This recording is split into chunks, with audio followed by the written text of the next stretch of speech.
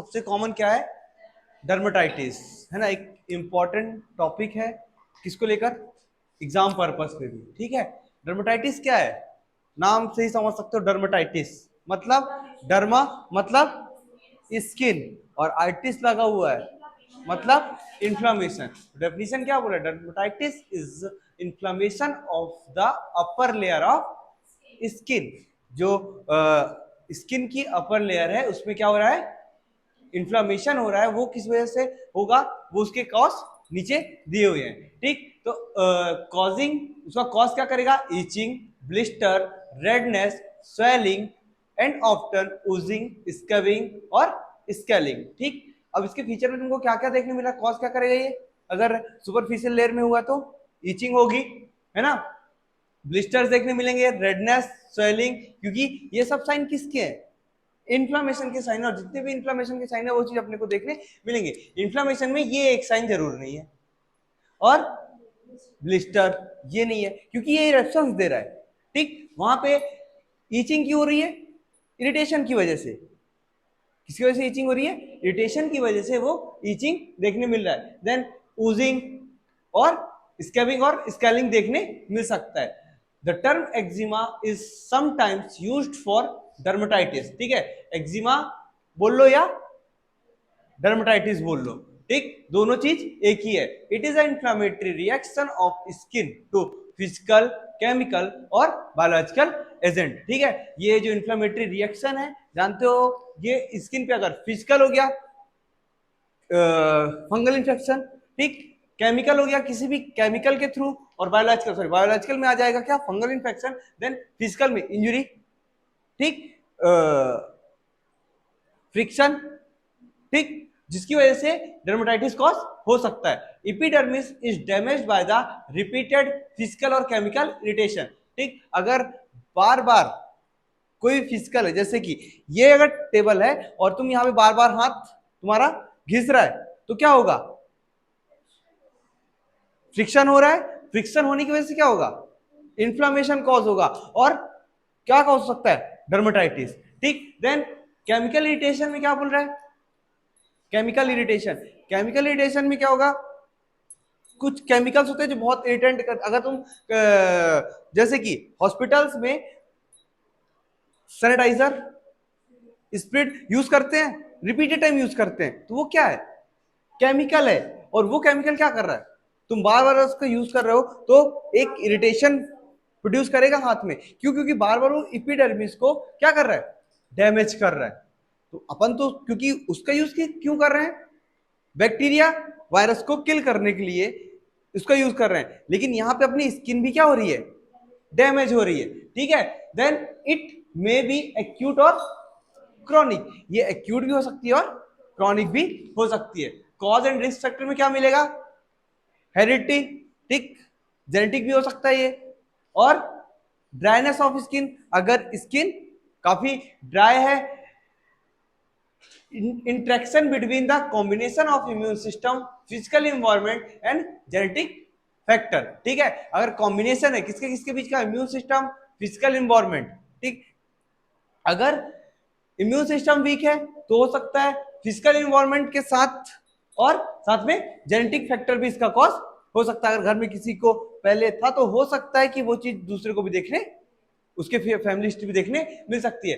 फिर क्या है? Irritants and allergens like rubber, cosmetic and allergies, ठीक है। तो यहाँ पे क्या हो रहा है? इरिटेंट्स अगर यूज कर रहे हैं, एलर्जेंस कुछ भी हो सकते हैं, किसी भी फूल हो गया, फूल से भी एलर्जी होती है, पोलन, है ना, अगर उसके कांटेक्ट में आ गए, यहां तक कि अगर कोई वेजिटेबल भी है तो भी उससे भी होता है। जैसे कि कॉमन में अगर बात करो तो अर्टिकेरिया, हिव्स, नेटल रेस, उसके अलग अलग नाम है। तो यहाँ पे क्या हो रहा है? ये चीज डेवलप हो सकती है उस पर्टिकुलर चीज को खाने से, जिसमें तुम्हारा कौन सा इम्यून सिस्टम वर्क करता है?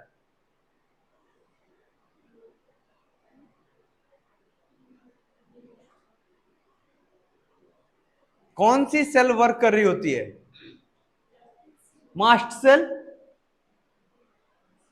हाँ, इम्यून सिस्टम में, इम्यून रिस्पॉन्स में, ठीक है।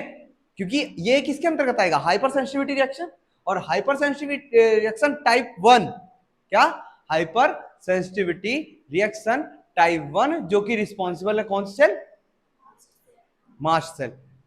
टाइप 2 हाइपर सेंसिटिविटी रिएक्शन भी है, जिसमें आ जाता है ये क्रॉस मैचिंग, फिर एक में आ जाता है ऑर्गन ट्रांसप्लांटेशन, है ना। तो ये अलग अलग क्या है, हाइपर सेंसिटिविटी रिएक्शन के अंतर्गत है। फिर क्या आगे, contact with a particular substance certain drugs, ठीक है। तो अगर कॉन्टेक्ट में पर्टिकुलर सब्सटेंस, कोई जैसे कि कभी भी हॉस्पिटल में देखा होगा कि पूछते हैं हमेशा कि किसी ड्रग से एलर्जी तो नहीं है।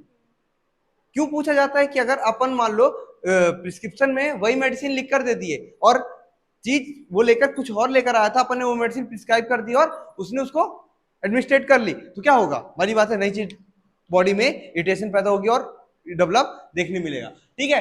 Family history of allergy condition like food allergy and asthma. Family history में अगर एलर्जी कंडीशन है, जैसे कि फूड की एलर्जी हो गई, है ना, अभी देखा अपन ने। देन अस्थमा, अस्थमा में भी क्या है, किसी भी डस्ट से हो गया, पोलन से हो गया, कोई परफ्यूम हो गया, सबको अलग अलग चीज से क्या होती है? एलर्जी होती है, जो कि कॉज कर सकता है। देन वेरिकोज वेन, ठीक, वेरिकोज वेन भी जानते होगे।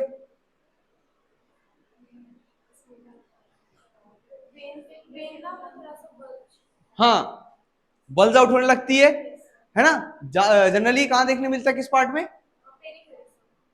लोअर लिम, है ना, लोअर एक्सट्रीमिटीज में। और भी देखो तो बैक ऑफ लेग और नी, बिटवीन नी जॉइंट, है ना, उसके आसपास तुमको देखने मिलेगा, थाई और लेग के बीच में, और थाई में भी, और सबसे कॉमन लेग में, ठीक।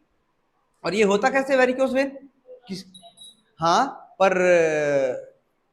इसके पीछे की पैथोलॉजी क्या है?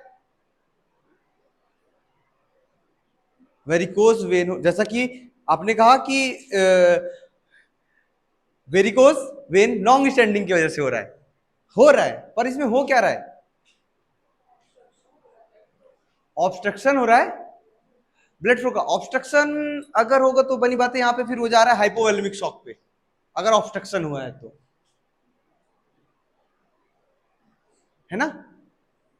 क्योंकि हाइपोवोलेमिक शॉक में नहीं जाएगा वो, वॉल्यूम क्योंकि बराबर है। अरे, ऑब्स्ट्रक्टिव शॉक, ऑब्स्ट्रक्शन हो रहा है ना, तो ऑब्स्ट्रक्टिव शॉक में जाएगा फिर वो, बनी बात है। हार्ट फेल्योर,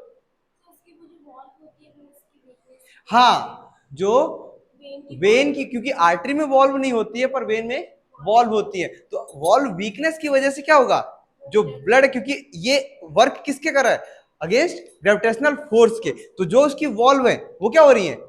वीक हो रही है, जो कि ब्लड बैक फ्लो को ऑब्स्ट्रक्ट कर रही थी, वो अगर वीकनेस होगी तो ब्लड क्या होगा?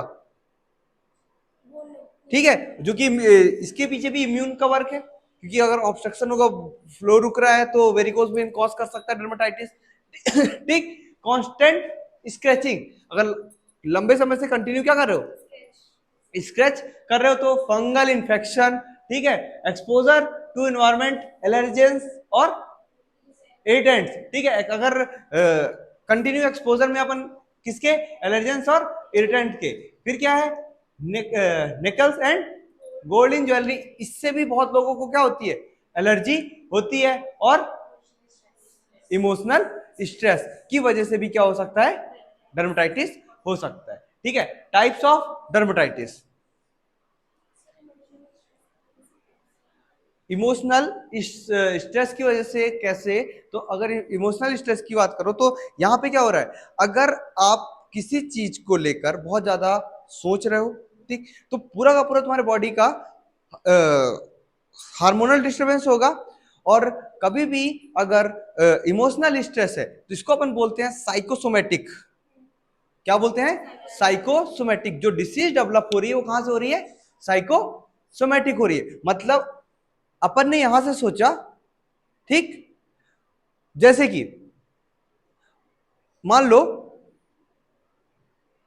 कुछ फंगल इन्फेक्शन हुआ है, या थोड़ी सी भी कुछ चीज है, ठीक है, और तुम उसी के बारे में कांस्टेंट सोच रहे हो, तुम सिर्फ उसी के बारे में सोच रहे हो, तो वो क्या होगा?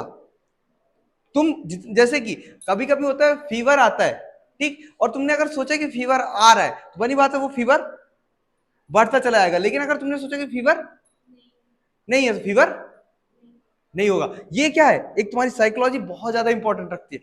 और मोस्ट ऑफ द डिसीज जो है, जो ज्यादा डिसीज है वो कॉज करती ही है क्या, मतलब जितनी भी डिसीज है तुम्हारी मैक्सिमम वो तुम्हारे यहीं से आती है। कहां से, माइंड से, ठीक। इसी को अपन बोलते हैं क्या, साइकोसोमेटिक। तो इमोशनल स्ट्रेस जो है, इमोशनल स्ट्रेस का कॉज सबसे बड़ी कि अब इमोशंस, वो इमोशंस डिपेंड करते हैं कि, और इमोशन की डिस्टरबेंस की वजह से जो सबसे प्राइमरी साइन है वो तुम्हारा स्किन। क्योंकि अगर बॉडी में कोई भी मैनिफेस्टेशन आपको देखने हैं तो सबसे पहले वो स्किन ही दिखाएगा आपको, क्योंकि पूरी बॉडी में स्किन है सबसे पहली चीज। तो अगर कोई मैनिफेस्टेशन है और अगर आपका धीरे धीरे करके इंटरनल ऑर्गन डैमेज हो रहा है तो आपको पता चलेगा क्या, कोई भी इंटरनल ऑर्गन भी अगर डैमेज हो रहा है तो मैनिफेस्टेशन सबसे पहले स्किन में ही देखने मिलेंगे। मेटाबॉलिक डिसऑर्डर है तो स्किन देखने मिलेगा, जहां तक कि हाइपोक्सिया भी है तो भी स्किन में देखने मिलेगा। हाँ, तो कहीं ना कहीं स्किन का इन्वॉल्वमेंट हर जगह है। और कोई भी जो डिसीज होती है वो सबसे पहले, लाइक सोरा बता चुका हूं पहले भी इसके बारे में, है ना। तो सेम उसी की तरह अगर बॉडी में कोई भी डिअरेंजमेंट हुआ है किसी भी लेवल पे, फिजिकल या mental, most of the time mental level पे अगर डिअरेंजमेंट हुआ है बॉडी का, तो प्राइमरी साइन तुमको स्किन में मिलेगा। लाइक जो लेटेंट सो रहा है वो एक्टिव सो रहा में कन्वर्ट होगा, और प्राइमरी साइन क्या दिखेगा, स्किन डिसीज। ठीक है, चलो फिर क्या है, टाइप्स ऑफ, क्लियर हुआ इमोशनल स्ट्रेस, ठीक। फिर क्या है, टाइप्स ऑफ डर्मेटाइटिस, ठीक। तो डर्मेटाइटिस के कितने टाइप,